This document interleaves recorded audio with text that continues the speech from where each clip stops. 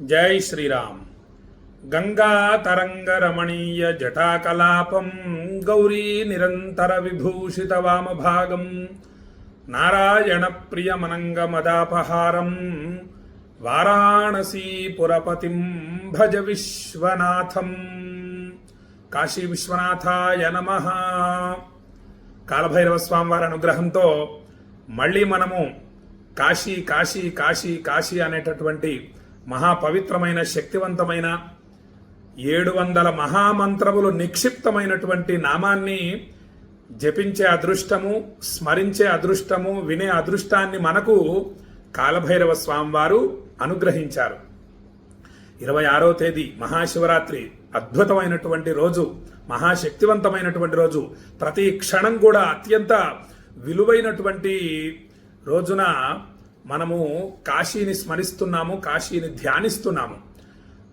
మీకు చెప్తూ ఉంటాను నేను, కాశీవాస ఫలితం రావాలంటే కాశీకే వెళ్ళక్కర్లేదు. మనకు అనేక అద్భుతమైనటువంటి మార్గాలు ఋషులు అందించారు. అటువంటి అద్భుతమైనటువంటి విషయాన్ని, శ్లోకాన్ని, ఋషులు అందించినటువంటి శ్లోకాన్ని మీకు తెలియజేస్తాను ఈరోజు. కాశీ గురించి ప్రతిరోజు స్మరిస్తూ వింటూ ఉందాం. తద్వారా ఏమవుతుంది, మన మనస్సు కాశీ మీద లగ్నం అవుతుంది. కాశీ మీద లగ్నం అవుతే చాలు, కాశీవాస ఫలితం వచ్చేస్తుంది. అంత సులభమైనటువంటి మార్గాన్ని మనకు అందించారు. కాశీవాసం అంటే సామాన్యమైన విషయం కాదు. కాశీవాసం అంటే ఏమిటంటే కాశీలో ఉండటం, నివసించటం, ఉండి గంగా స్నానం చేసి విశ్వనాథుణ్ణి దర్శించటం మొదలైనవి చేయటం వల్ల ఏమవుతుందంటే మన యొక్క అనేక జన్మల పాపరాశి భస్మం అవుతుంది. ఆ పాపరాశి భస్మం అవుతేనే మనకు ఉండేటటువంటి మానసిక చింతలు, అనారోగ్య బాధలు, దోషాలు, గ్రహ బాధలు అన్నీ కూడా తొలగిపోతాయి. ఆయురారోగ్య అష్టైశ్వర్య ప్రాప్తి కలుగుతుంది. పాప ఫలితం పోతే ఏమవుతుంది, పుణ్య ఫలితం మాత్రమే మన ఖాతాలో ఉంటుంది. అప్పుడు పుణ్య ఫలితం ఇచ్చే ఫలితం ఏమిటంటే చక్కగా ఆయురారోగ్య అష్టైశ్వర్య ప్రాప్తి, పరమేశ్వరుణ్ణి ధ్యానించే అదృష్టం, కాలభైరవ అష్టకం పారాయణ చేయటం, విశ్వనాథ విశ్వనాథ విశ్వనాథ అనేటటువంటి నామాన్ని జపించే అదృష్టం, కాశీ కాశీ అనేటటువంటి కాశీని స్మరించే అదృష్టం లభిస్తుంది. కాబట్టి ఎప్పటికప్పుడు మనం ఇటువంటి మహాశక్తివంతమైనటువంటి నామాల్ని అంటే కాశీని స్మరిస్తూ ఆ పాపరాశిని దగ్ధం చేసుకోవటం కోసం ప్రయత్నిస్తూనే ఉండాలి. మనకు ఏ పూజ చేసినా ముందు మనం సంకల్పంలో చెప్పేది అదే, మమ ఉపాత్త సమస్త దురితక్షయ ద్వారా. ఉపాత్త దురితం అంటే పూర్వజన్మలలో చేసినటువంటి పాపరాశి భస్మం తొలుగుటకై నేను ఈ యొక్క తపస్సును చేస్తున్నాను, ఈ పూజ చేస్తున్నాను, ఈ సత్యనారాయణ స్వామి వ్రతాన్ని ఆచరిస్తున్నాను అనేది. ఆ తర్వాతనే మనం చెప్పేది ఏమిటంటే ఆయురారోగ్య అష్టైశ్వర్య ప్రాప్తి అర్థం మొదలైనవన్నీ చెప్తామన్నమాట. అసలు ఈ పాప ఫలితం భస్మం అయిపోయిందంటే ఐశ్వర్య ప్రాప్తి అదే వస్తుంది. కాబట్టి మనం కాశీని స్మరిస్తూ ఉండాలి. పాపరాశిని భస్మం చేసేటటువంటి అద్భుతమైనటువంటి ఔషధం నామం కాశీ. 2 అక్షరాలు, అద్భుతమైనటువంటి నామం. 700 మహామంత్రాలు నిక్షిప్తమై ఉన్నాయి కాశీలో. కాశీ వాసం అంత గొప్పది, పాపరాశిని భస్మం చేస్తుంది. కాబట్టి మనం వీలైనంత వరకు కనీసం సంవత్సరానికి ఒకసారైనా కాశీవాసం అంటే కాశీకి వెళ్ళొస్తూ ఉండాలి. కనీసం ఒక 3 రోజులన్నా ఉండేటందుకు ప్రయత్నిస్తూ ఉండాలి. కాశీ కాశీ కాశీ చాలా విశేషమైనటువంటిది. కాశీ స్మరిస్తూనే ఉండాలి. వెళ్ళినా వెళ్ళకపోయినా నేను ఫలానా కార్తీక మాసంలో కాశీకి వెళ్ళొస్తాను, వెళ్దామా ఈసారి అని మిత్రులతో సంభాషిస్తూ ఉండాలి. అలా కాశీని ఎప్పుడూ స్మరిస్తూ ఉండాలి. గురువుగారు కాశీకి వెళ్తున్నారు, 24వ తేదీ 26వ తేదీ శివరాత్రి రోజు కాశీలో పూజలు చేస్తున్నారు గురువుగారు అని ఇలా కాశీని స్మరిస్తూనే ఉండాలి. ఎందుకోసం స్మరించాలి అంటే మన యొక్క సమస్త పాపరాశి భస్మమాగుట కోసం. ఇక రెండవది, మనం కాశీ వాసం అంటే కాశీలోనే ఉండిపోయేటందుకు ప్రయత్నించాలి. కానీ అది కొంతమందికి సాధ్యపడదు. చాలా మందికి సాధ్యపడని విషయమే అది. ఎందుకంటే మనం అన్నీ కూడా వదులుకొని కాశీకి వెళ్ళిపోయి ఉండాలి అంటే అంత సులభతరం కాదు. కాబట్టి మరి ఎలా రండి ఆ కాశీవాస ఫలితం పొందడం ఎలా? ఇప్పుడు అగస్త్య మహర్షి ఎంతో బాధపడ్డారు ఆ కాశీని వదిలిపెట్టి వస్తూ. అంటే ఎంత విశేషం, కాశీలో ఉంటే ఎంత ఆనందంగా ఉంటుంది, ఎంత సమస్త దోషాలు భస్మం చేస్తుంది కదా. ఎటువంటి పాపరాశినైనా భస్మం చేసేటటువంటి క్షేత్రవాసాన్ని ఎవరు కోరుకోరు. కాబట్టి అటువంటి కాశీ వాసాన్ని చేయాలి అంటే దానికి చాలా పుణ్యఫలం ఉండాలి. అటువంటి పుణ్యఫలం ఎలా వస్తుంది అంటే ఈ యొక్క శ్లోకం ద్వారా మనకు తెలియజేశారు ఋషులు.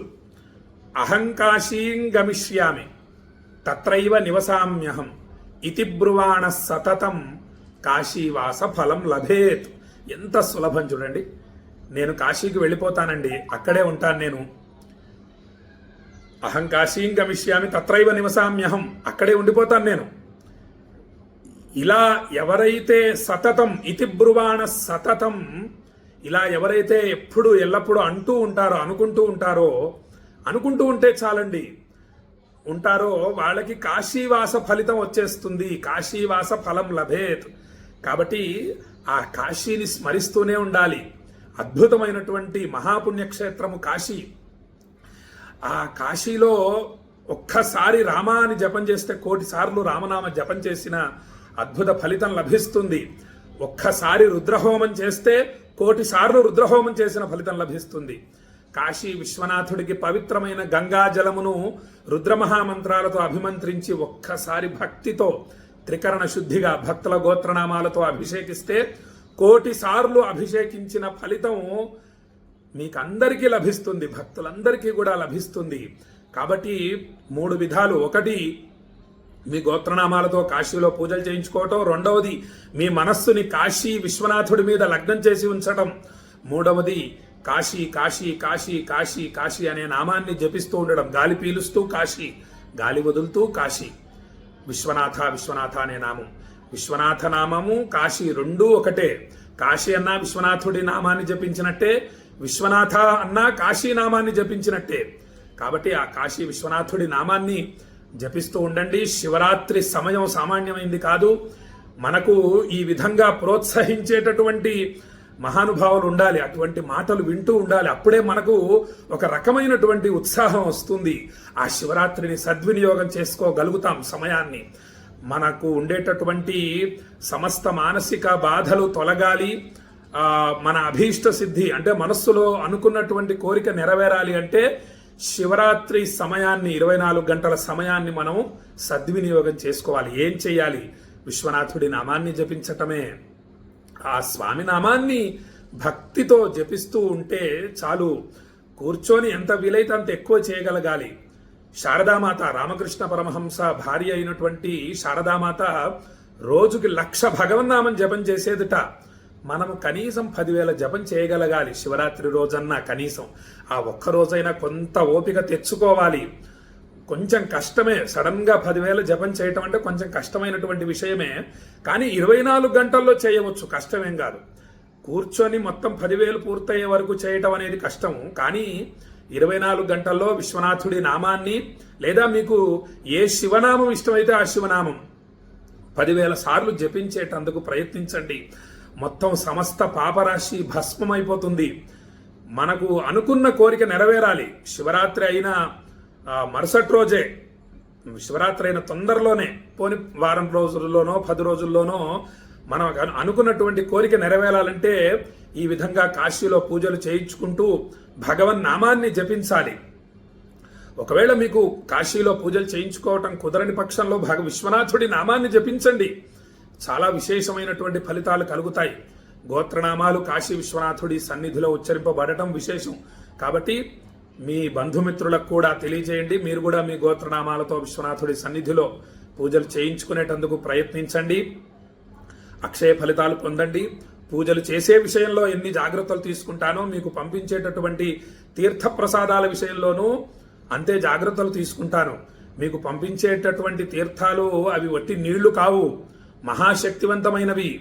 చాలా జాగ్రత్తలు తీసుకుంటాను. అవి కొన్నే వచ్చాయని కూడా అనుకోకండి. మనకు చెప్పాను కదా, గంగిగోవు పాలు గరిటెడైనను చాలు, కడివెడైననేమి ఖరము పాలు.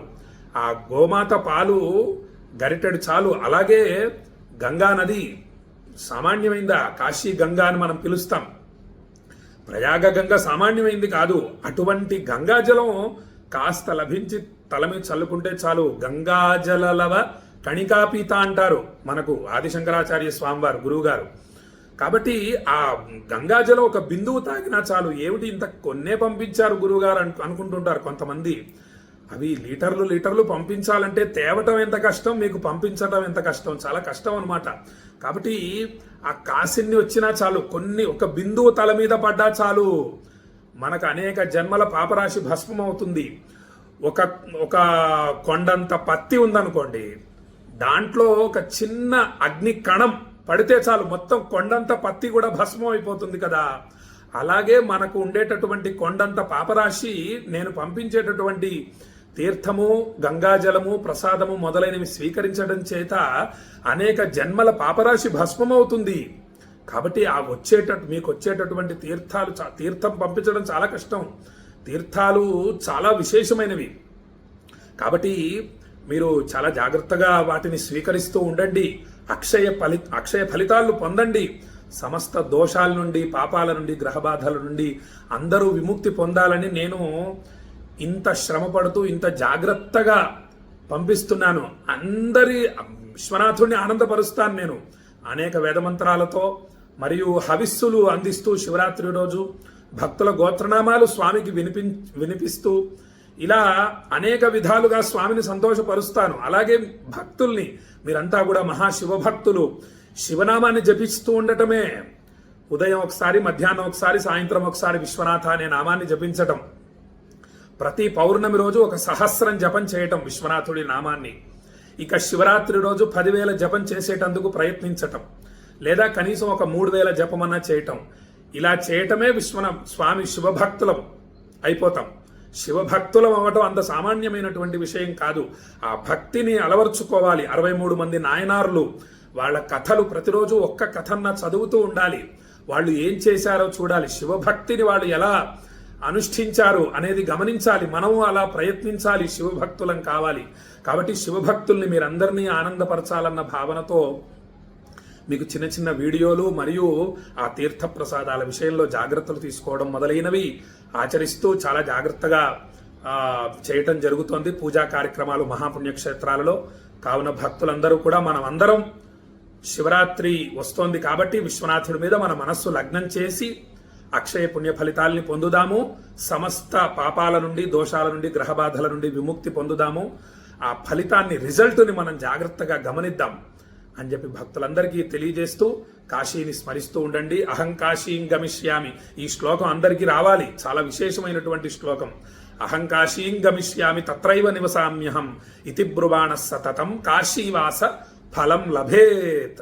రేపు ఇంకొక అద్భుతమైనటువంటి శ్లోకం కాశీ గురించి తెలియజేస్తానని చెప్పి భక్తులందరికీ తెలియజేస్తూ ఈ విషయాన్ని మీ బంధుమిత్రులందరికీ కూడా పంపించండి. చక్కగా అందరూ విని ధన్యులవుతారు. కాశీ మీద మనస్సుని లగ్నం చేస్తారు. విశ్వనాథుడి నామాన్ని 10,000 సార్లు శివరాత్రి రోజు జపిస్తారు. ఆ ఫలితం మనకు కూడా వస్తుంది, మనం వీడియో షేర్ చేసి వాళ్లకు ప్రేరణ కలిగించడం చేత. కాబట్టి అందరం అక్షయ ఫలితాల్ని పొందుదాము. ఇక గోత్రనామాలు, చిరునామా పంపించవలసిన భక్తులు 9347713779 ఈ నెంబర్కి మీ గోత్రనామాలు, చిరునామా పంపించండి. మీకు ఏదైనా కోరిక ఉన్నా కూడా తెలియజేయవచ్చు వాట్సాప్లో. ఆ కోరికను కూడా రాసుకొని శివరాత్రి రోజు ఆ కోరికను కూడా మీ గోత్రనామాలతో పాటుగా విశ్వనాథుడికి వినిపించడం జరుగుతుంది. పూజా కార్యక్రమాలన్నీ చేయడం జరుగుతుందని చెప్పి భక్తులకు తెలియజేస్తూ సెలవు తీసుకుంటున్నా. జై శ్రీరామ్. విశ్వనాథాయ మంగళం, విశ్వనాథాయ మంగళం, విశ్వనాథాయ మంగళం. కాలభైరవ స్వామినే నమః, కాలభైరవ స్వామినే నమః, కాలభైరవ స్వామినే నమః.